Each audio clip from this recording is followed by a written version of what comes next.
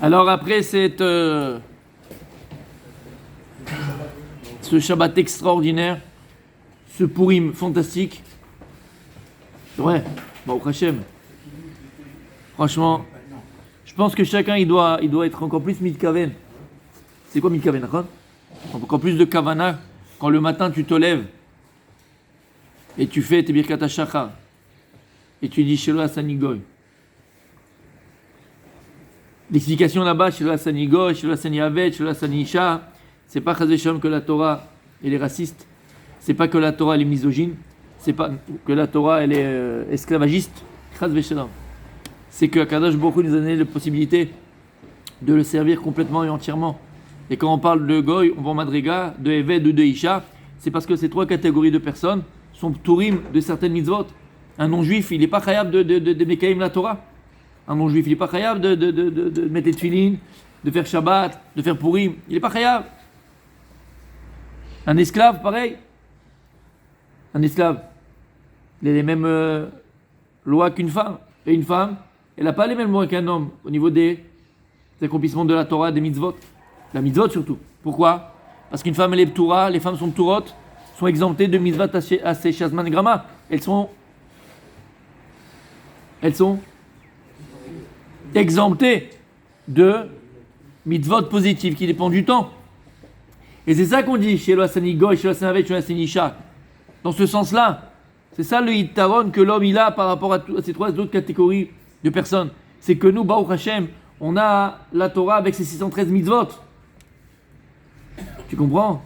C'est ça qu'on fait la chose, ça on fait la bracha. Merci à Kadosh Baruch que j'ai le chiyuv d'étudier la Torah, d'apprendre la Torah, d'accomplir toutes les mitzvot et d'être libre de te servir. C'est ça la bracha qu'on fait, tu comprends? Je sais pas si c'est la Shani Isha parce que la femme elle est une femme. Quel rapport? Blainara, la femme elle a un darga beaucoup plus grand au niveau spirituel que l'homme. On parle par rapport à l'accomplissement des mitzvot. Oui mon tzaddik. On sait que les femmes et les avadim ils ont les mêmes équilibres. Pourquoi on le répète? On le répète alors. Ah, je suis filmé. Et je peux pas dire ça à la caméra. Après, je vais avoir des plaintes en voiture. Voilà, ma femme la première. Ma femme la première. Mais je t'invite, là comme ça en catimini, d'aller chercher le Gemara Menachot, même Gimel Amoud de bête en bas. Même Gimel Amoud, regarde là-bas. Mais non. Regarde tout seul, tu vas comprendre tout ça. La femme est au niveau au-dessus alors. Au niveau spirituel, ça c'est Vadaï. La preuve, on l'avait dit plus d'une fois, c'est qu'une femme. Non, ça c'est Vadaï. Au niveau spirituel, ils ont une darga beaucoup plus longue que la nôtre. Parce que nous, pour prier par exemple, on a besoin d'être 10 hommes. Il faut être qu'un minyan de 10 pour que la tuila, on espère qu'elle monte quelque part. Une femme n'a pas besoin d'un minyan pour prier. Je suis sérieux, hein. Allez, vas-y, voilà, tout de suite. Combien de fois on a parlé de ça?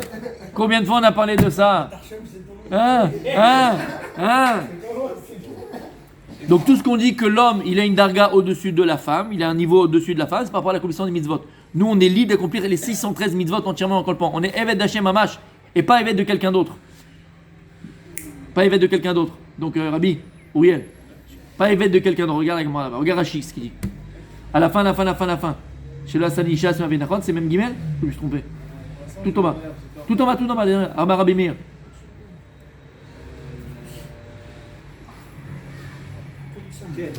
C'est ça, d'accord? Je te laisse, après on en discute, d'accord? Vas-y, regarde-le et regarde Rachid ce qu'il dit. Mais après on en parle quand que la caméra était finie. Moi je vais montrer à ma femme. Je vous conseille de montrer à vos femmes après. On verra. Ok, donc mes amis, Behemet, Baruch Hashem, Shassani, Yehudi, qu'on a ce mérite d'être juif, Behemet, c'est un mérite d'être Beni Bechori, on est appelé le comment on appelle ça, le Bechor? On est le fils aîné d'Akadosh Baruch Hu. Alors il a d'autres enfants, c'est les nations, mais nous on est le fils aîné d'Akadosh Baruch Hu pour le servir. Pourquoi je dis ça? Parce que Baruch Hashem, on a un Purim extraordinaire, on a passé un Purim extraordinaire. On a Pessah qui arrive. Et donc il faut se préparer.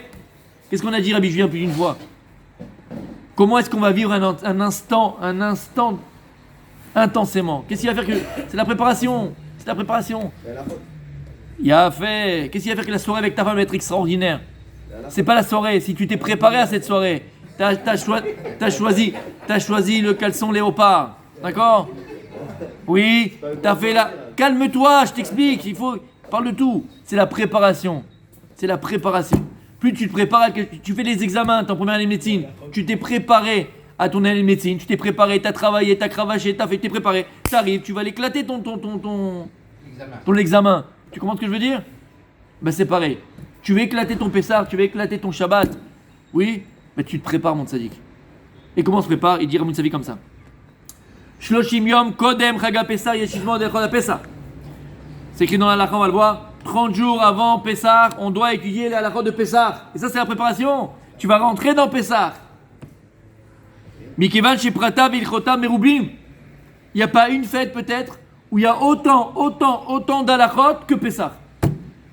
Chametz, pas chametz, les machins, comment tu vas cueillir le four, comment tu vas cueillir la plaque, comment tu vas cueillir. Et tous les ans, c'est les mêmes questions qui reviennent. J'ai envie de dire aux gens, mais note-le une fois. T'as les mêmes questions tous les ans, note-le une fois. Les mêmes questions.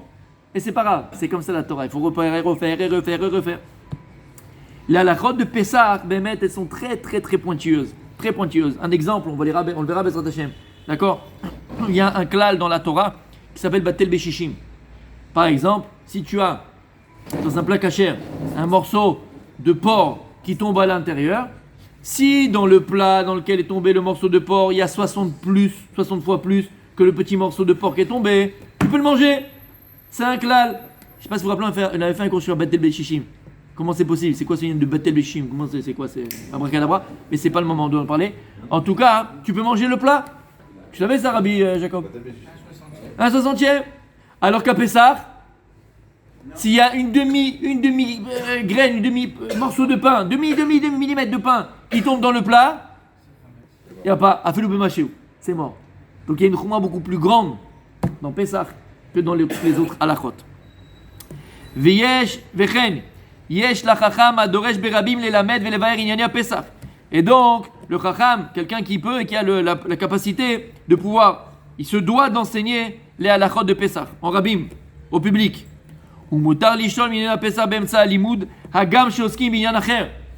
Normalement, quand on étudie, tu n'as pas le droit de t'éparpiller et de poser une question qui est HS complètement. Tu es dans ma série de Shabbat et l'autre il va venir poser une question. Ah, tu sais, dans Sota, j'ai vu quel rapport avec la Sota et Shabbat. Tu ne peux pas poser une question au milieu. Là, tu es au milieu de ma série de Shabbat et le gars il a une question sur Pessah, il peut arrêter le cours et dire j'ai une question sur Pessah. Shamata, comme c'est tellement important. Ve'en bekar mishum shoel shelo ka'inyan, parce qu'il y a un inyan de ne pas poser des questions là où il n'y en a pas. Et d'où il vient cet enseignement qu'on doit donc commencer la halachot de Pessah 1 mois, 30 jours avant Pessah. Il y a écrit comme ça dans Psachim, Davav Amud Aleph et Bet, Tanya, Shoalin ve'dorshin bilchot ha-Pessah kodem ha-Pessah sheshim yom, c'est une Gemara. Donc on apprend et on étudie les halachot de Pessah 30 jours avant Pessah. D'où on apprend ça? Share Moshe Omed be Pessah Rishon ou Mazir al Pessah Sheni. Parce que quand est-ce que Moshe Rabbeinu il a enseigné au Ham Israël les halachot de Pessah Sheni? C'est quoi Pessah Sheni, mon tzaddik? Des convertis. Si maintenant. Tu n'as pas pu faire. Parce que tu étais tamé. Oh. Et ceux qui ont été au cimetière, je sais pas quoi, et qui ont été approchés Des morts. ils n'ont pas pu. Il y a fait, dans le désert, comment c'était? Il y avait là-bas des tmé métim, des gens qui étaient impurs à cause de la mort, c'est-à-dire qu'ils ont touché un mort. Qui s'avait touché? Aaron chez Yosef. Alors quand ils sont montés d'Égypte, ils ont pris avec eux le Aaron de Yosef Hatzadik, en vérité de toutes les tribus. Ils ont pris le Aaron de chaque tribu. Chaque tribu a pris le cercueil de son père, Dan, Naphtali, Reuven, Yosef Hatzadik. Et comme c'était Pessah, il a interdit à quelqu'un de tamé de manger le korban Pessah. Il a interdit à quelqu'un d'impur de manger le korban Pessah. Et donc ces gens-là, ils avaient loupé. Ils sont venus à Moshe Rabbeinu et nous ont dit, mais Lama Igara. C'est pas Ishui Juniaga. Lama Igara. Pourquoi on va avoir moins que vous? On a accompli une mitzvah. On a été prendre le cercueil de Yosef, le gramme de Reuven, le roulé. Pourquoi nous on n'aura pas Pessah? J'ai dit, je sais pas. En réalité, c'est une bonne question. Il est parti demander à Kadosh Baruch Hu. Et à Kadosh Baruch Hu, il a donné toute la halakha de Pessah Sheni. Pessah Sheni, entre guillemets, c'est le rattrapage. Tout celui qui n'a pas pu, parce qu'il était en contact par exemple avec un mort ou qui habitait trop loin, il n'a pas pu venir Yerushalayim manger le korban Pessah, parce qu'il fallait le manger Yerushalayim. On a fait ta remise ce matin. Et alors? C'est pour le chouchou? Non, c'était hier. C'était hier. C'est fini pour nous. Non, mais on peut oublier, c'est la vérité, des fois tu oublies. Hein. Qu'est-ce que je disais? Et ça enchaîne. C'est le rattrapage. Oui, voilà, exactement. Et Akadosh vous l'a dit, donc celui qui ne pouvait pas, qui était trop loin, ou bien qui avait touché un mort, il a un rattrapage. C'est quoi, c'est Pessar Sheni? Quand est-ce que Moshe Rabbeinu il a enseigné toute la halachot de Pessar Sheni en Israël? À Pessar Rishon. Et Pessar Sheni, c'est un mois après. C'est le 15 du mois de Iyar. Iyar. Et donc un mois avant, Moshe il a appris toute la halachot de Pessar Sheni. De là, on apprend que 30 jours avant Pessar, il faut apprendre et enseigner les halachot de Pessar. Ah bon? Et comme ça, c'est mené dans le Bet Yosef. Orachaim Siman Tachat. Tav. Chaf. Tête. Tav. Chet. Chaf. Tête. Takat, si tu veux. Tanya. Shoalin Bilchot Pesach on a Pesach Shemiyom Beperek Amad de Pesachim Im Tomar Beat Tanya Perek Bnei Aïr Moshe Kenan l'Israël Shiyu Shoalim Vidoshim Bilchot Pesach Bepesach Ilchot Atzeret Ba'atzeret Ilchot Chet Bechag. Ah, mais dans le Maseret Pesachim il y a écrit que quoi? Qu'on doit apprendre, comme je viens de le dire, 30 jours avant Pessah, on doit enseigner l'Ichot de Pessah. Mais il y a un autre endroit où il y a écrit là-bas, dans Megillah, qu'on est d'Oresh, l'Ichot de Pessah à Pessah, l'Ichot de Atzeret à Atzeret, et de Sukkot à Sukkot, Viesh Lomar, et de Shavuot à Shavuot, Viesh Lomar, Dead Dedan Shoanin Dorshin Kodem à Pessah Shem Yom, là, l'Imrad de Anu Mekoyem Lishov et Hidrosh Bichot Pessah. Et là, des Mishum, des Kaimalan Be'alma, Beshte Talminim, Shoalim, Echad Shoel Kinyan, Echad Shelo Kainyan, Niskakin Lishol Kainyan. C'est juste par rapport à ce qu'on a le droit d'interrompre un chiour par rapport à la chot. Tout ce que on a dit qu'on a le droit d'arrêter un chiour alors qu'il n'y a aucun rapport avec la question que tu vas poser, c'est uniquement si tu poses une question sur Pessar dans les 30 jours. Tu n'as pas le droit de t'arrêter un chiour comme ça au milieu de j'ai une question sur ceci ou sur ça. Tu n'as pas le droit de t'arrêter. Parce que le Rav il est concentré dans ce qu'il fait. Donc tu vas le perturber peut-être. Il n'est pas d'accord. Alors que Pessar, tu peux l'arrêter au milieu.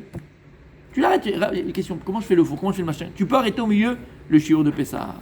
C'est clair? Oui ou non? Ok. Et là, écoutez bien.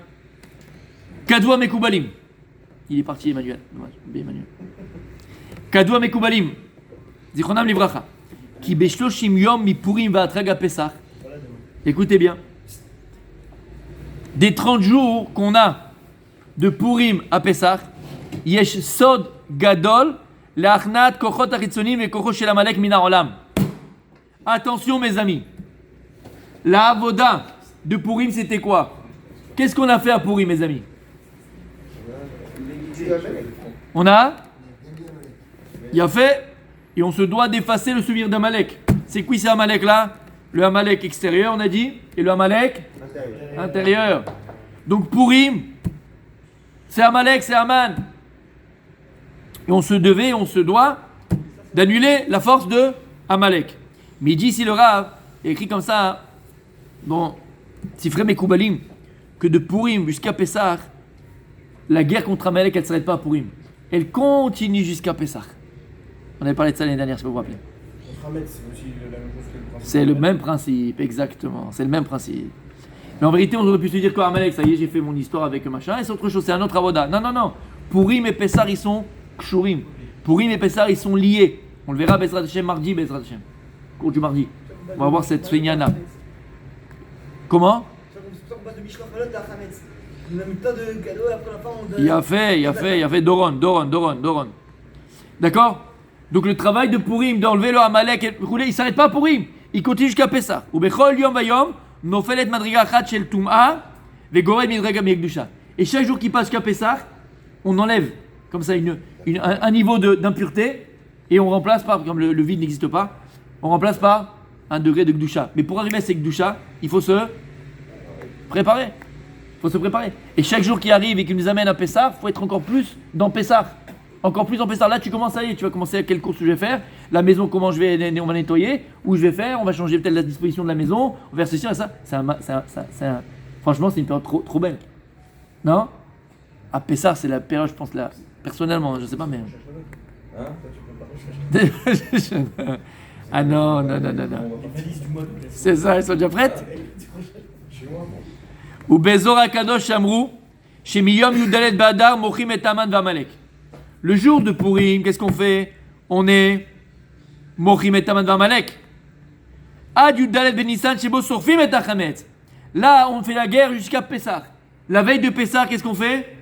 Biou, Chametz. Si on a bien travaillé, on s'est bien préparé, lorsqu'on va arriver à Pessah, on va brûler Amalek. En vérité, Pessah, c'est la finalité du travail qu'on a commencé au camp. Ah pourri. Moi j'ai déjà pratiquement fait le cours de mardi, mais c'est pas grave. C'est pour ça que lorsque Pessah il arrive, mon tzaddik, maintenant t'es blanc comme neige. Parce qu'en vérité c'est un Rosh Hashanah. Et en vérité on va le comprendre. Ah, je peux pas faire le cours de mardi, je peux pas, ça m'énerve. Parce qu'en vérité il y a écrit Matay Nivra Olam, Machloket dans Masechet, Rosh Hashanah, entre qui? Et je vous ai dit comment vous en rappelez, je vous ai dit 1000 fois cette Gemara. Comment on s'en rappelle? Qui dit quoi? Quand est-ce que le monde a été créé égal? Oui. Amar Rabbi Eliezer. Qu'est-ce qu'il est Rabbi Eliezer? Il dit que c'est le Nissan, le monde a été créé. Betishri Nivra Olam. D'où tu sais que c'est Betishri, dit lui Rabbi Eliezer. Eliezer, quand est-ce qu'il se d'aide d'Akadosh Baruch Hu? Quand? Rosh Hashanah. On est Kedalim ou Kirashim d'Afak nous de la terre, Akadosh Baruch Hu, je viens de ton aide. Lui il dit quoi? Que Betishri Nivra Olam. Amar Rabbi Yoshua, Ben Nissan Nivra Olam. Et Rabbi Yoshua, c'est quoi Yoshua? C'est quoi Yoshua? C'est la Yoshua, c'est la délivrance. Ben Nissan Nivra Olam. Shamata. Donc il y a deux. Qu'est-ce qu'il dit? Voilà, tu te rappelles de ce cours? Tu te rappelles ou pas? Ah mon tzaddik. Galad Borest. Il Galad Borest, je vous assure. Dès qu'il y a papa, c'est fini. Il a des ailes, le petit. Il se sent. Tu sais qu'il est rassuré quand t'es là, Jacob. Je le sens plus sûr de lui. C'est beau, hein? Là, il est à l'heure. Là, il est à l'heure. Hein? Il a fait. Et donc, qu'est-ce qu'on voit de là? Que Nissan, c'est aussi un Rosh Hashanah? Puisqu'on compte les mois à partir de Nissan et pas à partir de Tishri. Les années à partir de Tishri et les mois à partir de Nissan. Donc en vérité, mes amis, attention, c'est un Rosh Hashanah. Donc si on a fait ce travail, on va le faire ensemble. Bezrat Hashem, je termine. On a fait ce travail tous ensemble. On va le faire ensemble. Bezrat Hashem, se préparer à Pessah comme il se doit. Begdusha, Betahara. Acheter un nouveau costume pour Pessah. Ça fait partie aussi des préparations. Une nouvelle tenue pour Pessah. À soi, à sa femme, à ses enfants. Béhémet. Acheter quelque chose de nouveau aussi dans la maison. Dire vote Pessah. Préparer pour la table de Pessah. Si t'avais, je sais pas, en général une belle table chez toi, mais tu rajoutes. Tu appelles un beau plat, un beau truc, des nouveaux couverts, quelque chose. Tu rajoutes. Pessah, c'est la Géoula. Faut se voir, Becherout, Mamash Cherout, libéré. Comme dirait la reine. Oui. La reine des neiges. Bon. Qu'est-ce qu'il a dit, mon tzaddik? Il change la platane. Ah bah, tu veux que je te dise, c'est beau. Il est fait ça. Bah, magnifique. Non, mais voilà, t'as trouvé. Tant que c'est la plata que tu changes, ça va. Comme ça, je suis tranquille. Magnifique. Non, c'est une idée. Moi, je change de maison. C'est une idée. Moi, je déménage. Bon, chacun son truc, hein. D'accord? Donc, Bezrat Hashem, je vous souhaite vraiment de nous préparer. Si Dieu